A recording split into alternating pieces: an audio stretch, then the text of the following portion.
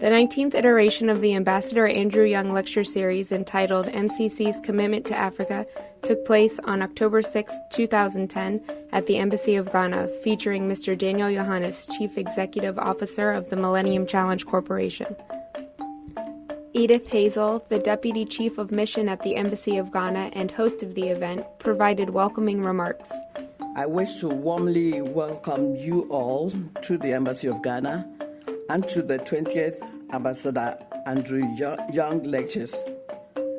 The Embassy is deeply honored once again by your presence and the opportunity to continue our cherished relationship with the Africa Society. Bernadette, Paolo, President and CEO of the Africa Society, served as the mistress of the ceremony. This is an especially important program for Africans and for Africanists. For this evening, we will hear from someone whose role is critically important in determining how funding from the Millennium Challenge Corporation is utilized and will be utilized with our partners on the continent. The CEO, Daniel Yohannes, will also outline something that we want to hear in a definitive way, and that's President Obama's new initiatives, as well as what his development policy is going forward. Congressman Donald M. Payne, chairman of the House Subcommittee on Africa and Global Health, provided remarks on the Africa Society. The thing that I wonder about is if it were not for the Africa Society, then who would be doing programs like this? When I first came to Congress, we would have a workshop on Africa, and if we got a dozen people, we'd call all your best friends and beg them to please come because there was very little interest.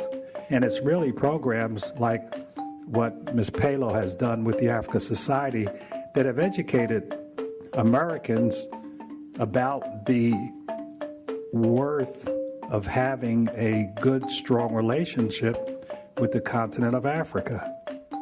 Noah Samara, CEO of World Space and the Africa Society board member, had the honor of introducing his fellow brother of Ethiopia, Daniel Yohannes.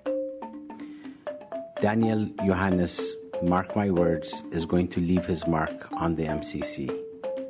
In essence, in one person, we have a banker, we have an investor, we have a financier, we have a consummate businessman, a humanitarian, a philanthropist, an environmentalist, and the list goes on, and a great family man. Mr. Yohannes focused on President Obama's policy plan toward Africa and the MCC's place in fostering peace, security, good governance, and development on the continent. As a proud American and a son of Africa, you can understand on a personal level just how exciting it is for me to be involved in MCC's work. Let there be no mistake about this. The Millennium Challenge Corporation is committed to the continent of Africa. He went on to remind the audience of President Obama's message. As President Obama said when he made his historic visit to Ghana last year, global prosperity is tied to Africa's prosperity, and I could not agree more. Mr. Yohannes explained how the MCC's performance-based grants, which are awarded to countries with firm political, economic, and social policies, aims to foster this type of culture in development and investment on the continent. Our model is performance-based, so we partner with countries that are committed to practicing sound political, economic, and social policies. As part of its plan to become MCC eligible, Cape Verde, a West African country, cut the number of days to start a business from 50 days to less than an hour. Mali and Benin are making tough land reforms. Tanzania and Mozambique are improving the management of public utilities. Lesotho formalized economic rights for married women for the first time. Mr. Yohannes ended with a reminder that the purpose of foreign assistance must be creating the conditions where it is no longer needed. We seek to break a dependency in Africa and replace it with economic independence of African trade, commerce, and innovation.